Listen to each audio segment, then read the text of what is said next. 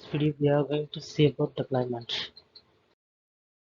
So for deployment, several options are available.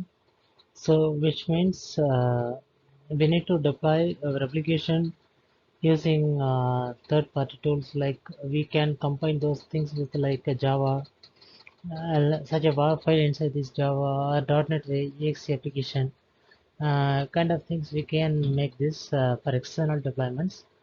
Uh, but for internal deployments, we have separate things. So for our deployment, we need mainly the translation, which means converting these TypeScript code into JavaScript codes, which will be very useful for showing the browser very interactive.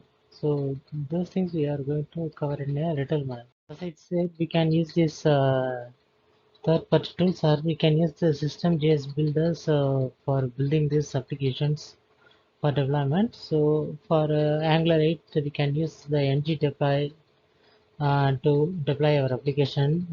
So it will be very easier for us. And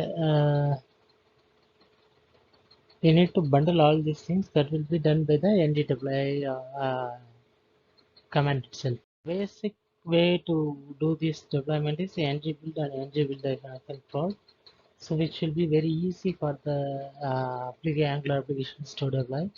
So we can use if we don't know any other development tools, we can use our own Angular application in the same Angular environment itself with these tools. I have given a source also. Please visit it. Thanks for the support.